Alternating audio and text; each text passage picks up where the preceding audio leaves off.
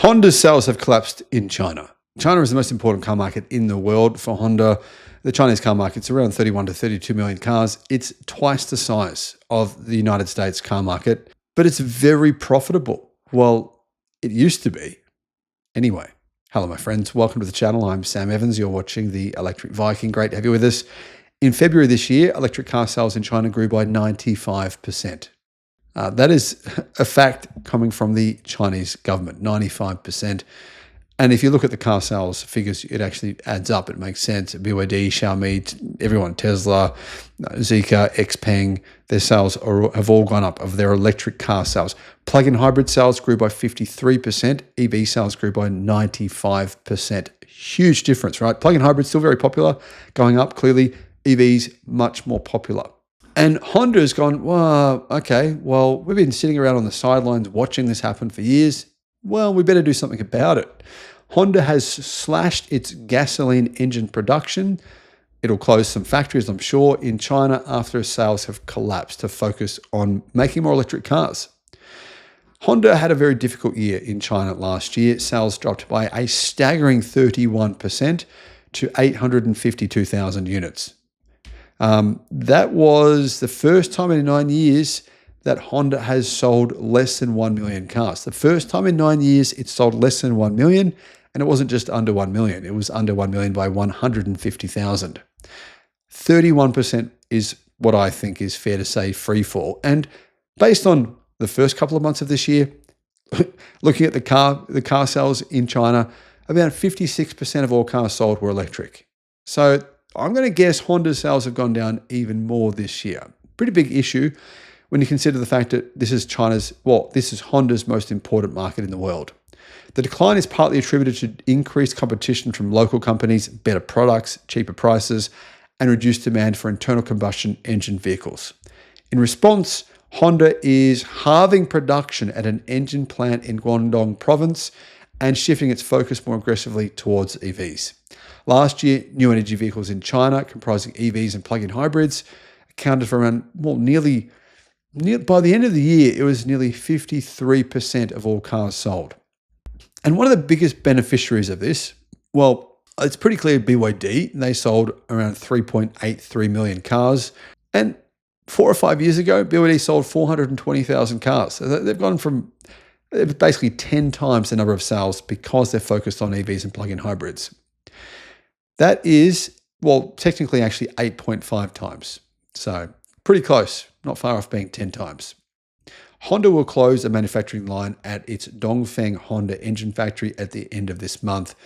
It's just not selling enough cars with engines in them to keep on making these engines. This move will halve the annual production capacity of its internal combustion engines in China, reducing them from 520,000 units to around 260,000 units.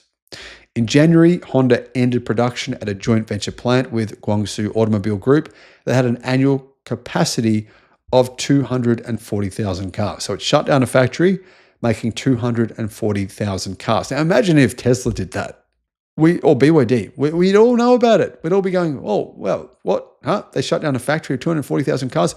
Honda does it. No one blinks an eyeball. No one blinks. No one even cares. No one even pays any attention. But they should. Because a lot of people are invested in Honda, remarkably. I don't know why, but they are.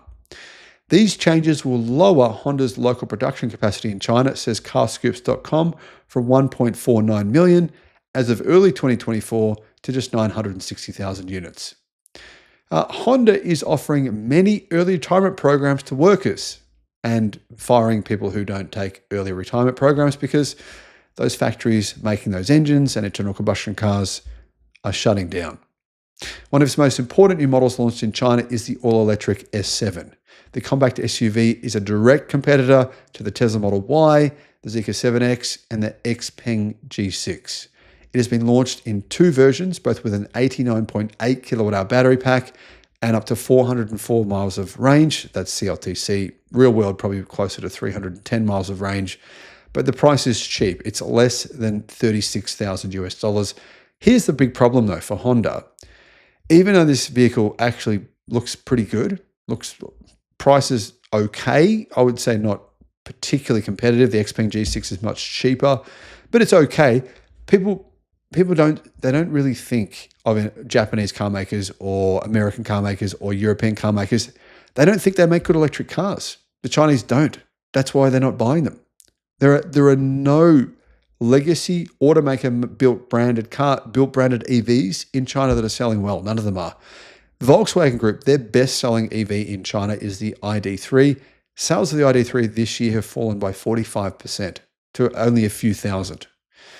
So this transformation in China is happening at a remarkable pace. It's kind of almost scary that no one seems to be paying attention to the fact that the Japanese automotive industry is in crisis. So is the German automotive industry. The US automotive industry will be as well soon. Let me know what your thoughts are in the comments. Do you agree? Do you disagree?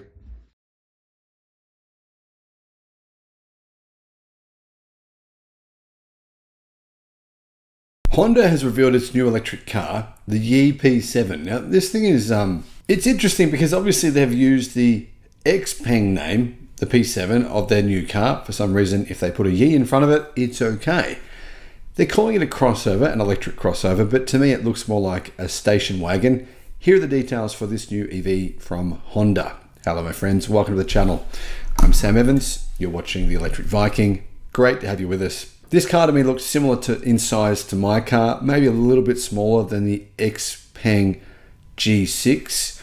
And unfortunately, at this point in time, this is a China-only special. Could go global, who knows, I don't know. Volkswagen is trying to respond to the shift in the car market in China, which has been happening for years. For some reason, Honda has completely missed the boat when it comes to electrification of vehicles in China. But now they're going, well, hang on a minute, we have to do this, we've got to do this fast, and they've unveiled this new EV. Honda plans to manufacture the EP7 in collaboration with its local joint venture partner, GAC. GAC own the Aeon brand. The Aeon EV brand is well known. It's coming to many countries around the world, and they make really good EVs. So this one, maybe it's good as well. I don't know. The GAC joint venture with Honda is a joint venture partnership where GAC own 50% of the brand and Honda own 50%. But the truth is the car is really manufactured by GAC. The vehicle is actually a similar size to the XPeng G6 and the Tesla Model Y. It's 4,750 millimeters long. It's 187 inches long. It's 1,930 millimeters wide. That's 75.9 inches wide. It has a pretty long wheelbase though, which would probably give it a pretty good interior space. It's 2,930 millimeter long wheelbase, which is 115.3 inches. But it's one very heavy car for the size. In fact, considerably heavier than a Tesla Model Y and the XPeng G6. It weighs 2,305 kilograms, which is 5,100 pounds.